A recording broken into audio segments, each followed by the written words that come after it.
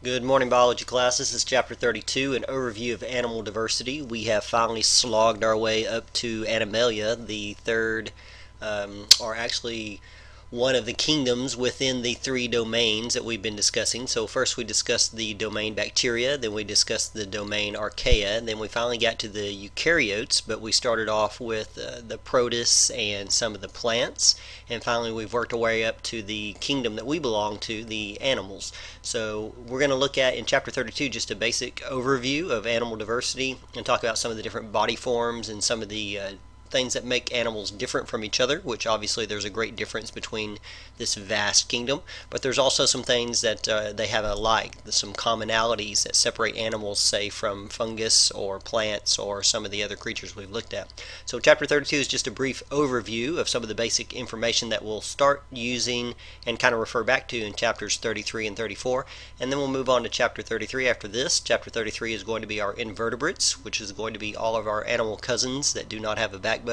And then finally we'll get to chapter 34, which will be the vertebrates, which would include you and I and your dog and your guinea pig and creatures like that.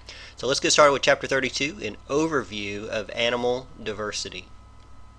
I want to apologize for this vodcast taking so long. I've been sick over the last couple of days. Some of those little either protists or bacteria or maybe perhaps viruses, which we haven't really discussed, has gotten a hold of me, and I've had a cough and a cold, and I figured you didn't want to hear that on the vodcast, and I'm still kind of coughing, so I'll try to cut that out as quickly as I can when that happens here on the vodcast. But let's go ahead and get started with our overview. It says, "Welcome to your kingdom. After months of studying other living things, we're finally to the kingdom that includes you and I." And so you may have felt pretty lost amongst all of the living creatures we've discussed so far, kind of a variety of creatures that we're not used to seeing in our everyday lives. But finally we're going to get to creatures that you're more likely to see as you go throughout your everyday life in Animalia. The animal kingdom extends far beyond what you think of when you think of an animal, such as humans and dogs, birds, and cows. We have a huge variety of creatures within this kingdom, and especially in the invertebrates we're going to look at first in the next coming chapter. And scientists have identified about 1.3 million living species of animals, but estimates of the true number are quite a bit higher because there are countless number of species which have yet to be identified, cataloged, and things of that nature. Let's look at some of the shared characteristics as well as the distinguishing features that separate the various taxonomic groups within this kingdom. You're going to find a number of video clips in this chapter as well as in the next chapter. For the most part, I've stuck all those video clips within the notes folder for the chapter. So if you look in the notes folder for chapter 32, you should find most of the video clips that you kind of see referenced here. Feel free to click through those and take a look. Most of them are very brief, 3, 4, 5 seconds in length. So one of the first things that the chapter shows us is a coral reef, and it says which of these organisms are animals. And of course, if you look carefully, you see a wide variety of animals within the picture. You see humans, of course, which are animals. You see the various fish, but then the coral itself, all these beautiful corals that you see that look very plant-like, they are animals. And then you also have some sea anemones. So you see these kind of white things down at the bottom. They are sea anemones. They are also a living creature, an animal. So there are probably 4 or 5 different types, not including all the different varieties of corals, of animals here in this photo.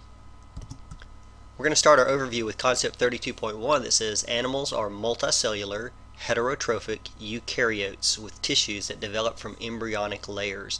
That one sentence is a very good brief summary of what it means to be an animal, and you're going to find there's a huge variety within that particular sentence. There are exceptions to nearly every rule or criterion that we're about to talk about that distinguishes animals from other life forms, but these are going to be the basic rules or the basic criteria that distinguish animal life from other life. Several characteristics taken together sufficiently define the group for our purposes. So we could get very nitpicky, but if we look at the basic overview of some of these characteristics, you would be safe in saying that, well, then that must be an animal. So let's take a look at some of those characteristics. First is nutritional mode. How do they eat? How do they get their energy? Animals are heterotrophs that ingest their food. In other words, unlike plants, they can't make their own food. They can't do photosynthesis. They must get it from the outside world. And unlike fungi, who kind of absorb the nutrients from the environment around them, they tend to kind of sort of digest externally and then absorb the nutrients. Animals have to ingest their food, and then any digestion that takes place happens internally. So in this way, animals differ from both plants, who are autotrophs, as well as fungi, who are heterotrophs who feed via absorption. Most animals ingest their food. Some, not all of them have a mouth part like you and I, but most of them have some way to take in food, and then they use enzymes within their body to digest it and break it down to its constituent components.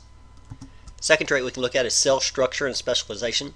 Animals are multicellular eukaryotes. Their cells lack cell walls, so they don't have cell walls like, say, the plants or the fungi that we've talked about.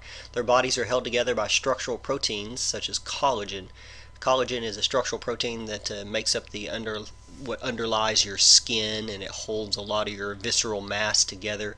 Collagen is found only in animals, so unlike in plants and fungi that have, say, cellulose or other materials that hold their body together, collagen is one of those structural proteins in animals. Nervous tissue and muscle tissue are unique, defining characteristics of animals. You don't find nervous tissue and muscle tissue in other creatures. These cells are usually grouped together in tissues, so you would have muscle tissue or nervous tissue.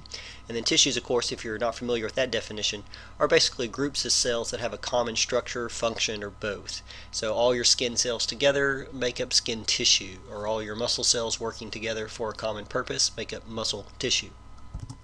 Next on the list of characteristics of animals is having to do with their reproduction and development. Most animals, particularly the ones you think of on a regular everyday basis, they reproduce sexually, with the diploid stage usually dominating the life cycle. So unlike in some of the plants or fungi we talked about, where the other types of forms of their sexual life cycle may dominate, in our case, in the animal case, the diploid is much more prevalent as part of the overall life cycle than the haploid stage is. In the vast majority of animals, early development, embryonic development, kind of works the same way. After a sperm fertilizes an egg, the zygote will undergo rapid cell division without much growth. So you won't see much increase in size, but you will see a rapid cell division called cleavage. And cleavage leads to a formation of a multicellular hollow sort of ball of cells called a blastula. At a certain point, that ball of cells, that hollow ball of cells, undergoes what's called gastrulation, which is at one end it starts to bend inward and form kind of a U shape, which I think I have a picture of in just a moment. So the blastula undergoes gastrulation, forming a gastrula, which then requires or shows different layers of embryonic tissue. And then now that we have multiple layers of embryonic tissue, we have further development. And those layers go on to become various body parts or various body tissues internally and externally in that developing embryo. Again, another video clip that I may have in the folder you can take a look at, but here's an illustration straight from your book. So you have a zygote, which is a fertilized egg. Sperm and egg cell have come together. Then there's going to be a point of rapid division, and that's going to be called cleavage. That cleavage will continue and will eventually form what's called a blastula, and if you could cut that blastula open and in half, you would see an opening here called a blastocele, and this would be a cross section if you were to cut it open. At some point there begins to be an infolding of that ball of cells called gastrulation, and that's going to form various layers of cells, and then those layers are going to become various types of tissue and organs and body parts. So you end up having, in the most basic form, an endoderm on the inside and an ectoderm on the outside. And then we have some openings in some other parts we'll talk about. This opening down here at the end is called the blastopore, and here's some other terms that we'll discuss as well. So in the most basic form, you have a ball that folds in on itself, and then that forms an opening in the middle with a opening to the outside on one end, and then you have an outside layer called an ectoderm and an inside layer called an endoderm. And then we're going to discuss in a little bit later, in certain stages you even get a mesoderm in between, and then those layers of cells will eventually develop into various body organs and parts. We're going to see in the further development that many animals, although not humans or other mammals, have at least what we call one larval stage. And a larva is basically a sexually immature and usually morphologically distinct creature from the adult. So the infant, say, insect or the teenage insect usually looks quite a bit different, or can look quite a bit different from the adult. Oftentimes they may even have a completely different diet or habitat. So think of course, butterflies are a prime example where the larva stage, the caterpillar, is very, very different from the adult butterfly. It eats different food, it lives in a different spot, and of course it totally looks different. And eventually that larva is going to undergo what's called metamorphosis and become a juvenile. And a juvenile would be, say, for example, the teenage version of the creature. And a juvenile resembles an adult but is not yet sexually mature.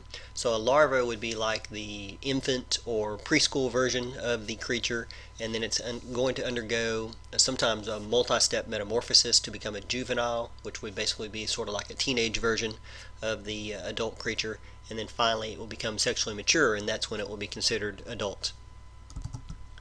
Most animals, and only animals, so not plants or fungi or some of the other creatures we talked about, have Hox genes. And we've talked about in some of the past chapters these Hox genes that are regulatory genes. And these Hox genes are kind of like master control genes that turn on and off other genes. So these Hox genes can have a big effect on the final outcome of what the creature looks like and how it develops. And although the Hox family genes has been highly conserved, in other words, it's been around for a long time and has stayed through the various lineages, and variations can be found in everything from flies to humans, this small set of genes and small changes within these genes can produce enormous amounts of diversity. So you have these master switches that can kind of turn on and off and tweak and change the morphology of these creatures. So you can have animals as distinctly different as an elephant and a fruit fly, and these huge differences are controlled by far fewer genetic changes than you might think.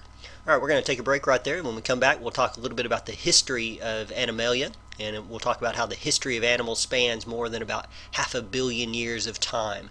So let's take a break. We'll come right back.